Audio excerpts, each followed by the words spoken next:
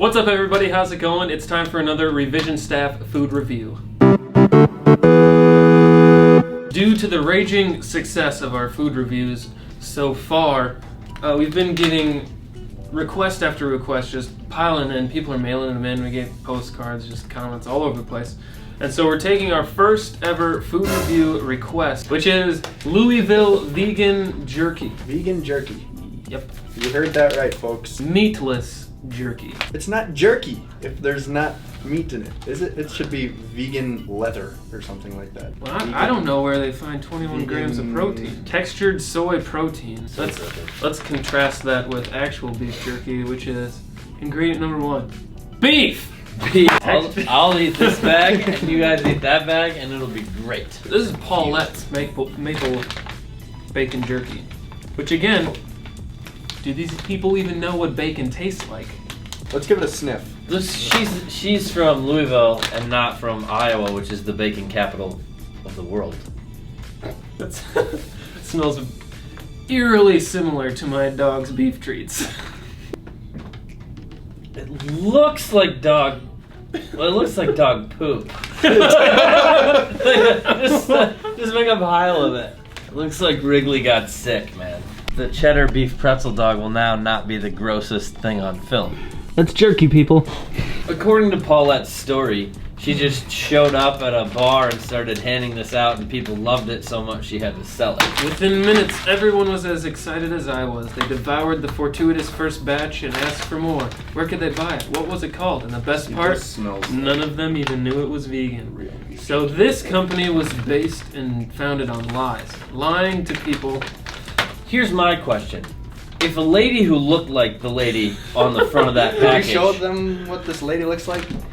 It looks like she is straight out of a horror movie. Say I was hanging out one day with some friends, and a lady dressed like that showed up and handed me this. I would not eat it. I would think a crazy cat lady collected a bunch of poo I would also and tried to hand it to me out of a basket. I would say, no, Paula. It feels styrofoamy when you it's a little squishy. Squeeze it. Like Play-Doh that you left out for an hour. I'm trying to decide which of these I would rather eat. Alright, cheers. It.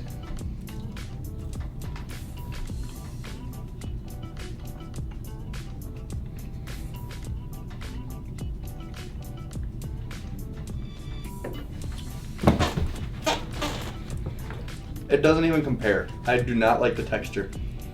No, it's very chewy and crumbly. I'm gonna try to be the least biased I can.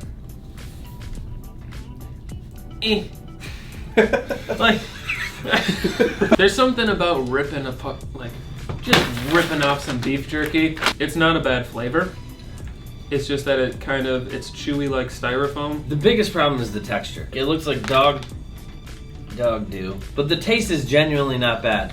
The texture is a little awkward. I'm trying to be fair. The taste alone is better than some of the other stuff we've eaten. This tastes like something I would put on a fishing rod. One plus, okay? One reason that this is better than this.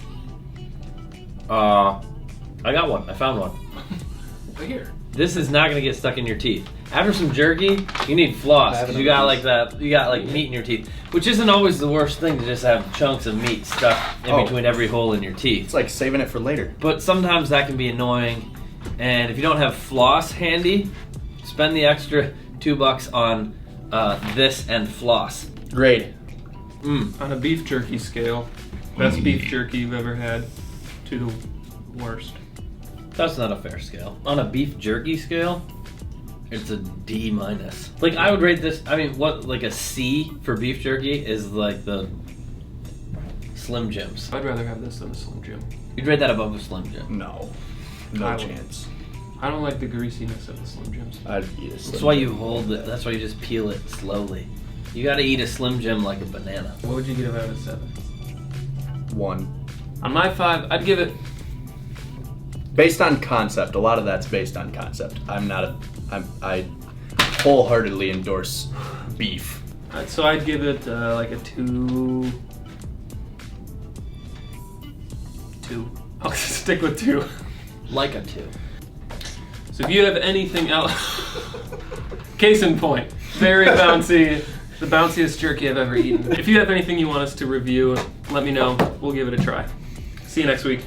What's up, everybody? How's it going? So today's devotion was a good self-reflection devotion. At least for me it was. It really made me think of areas where I'm lacking or failing and could be doing better to honor God. Also, as a side note, if you've never watched any of the I Am Second videos that Tony was talking about in today's devotion, you should go check those out. Because stories and testimonies, they are so important. They're first-hand accounts or real-life evidence of God moving in people's lives and his transformative power. You see, Jesus changes people. And it's easy to see in these types of videos how people changed their lifestyle and habits after they started following Jesus. But that wasn't the end point. As if it was just like, yep, got Jesus. Check, all done. No, you see, actually that was the beginning of their life of freedom and their walk with Christ. And also, it wasn't the end of their struggles. Maybe some of them, yes, but not all of them. Everybody falls short and everybody has some sin. And it's important that we continually reflect from and repent of our sin and learn from it too, so that we can continue to become more of the people that God has created us to be. So let me leave you with this. It's one of the questions that Tony put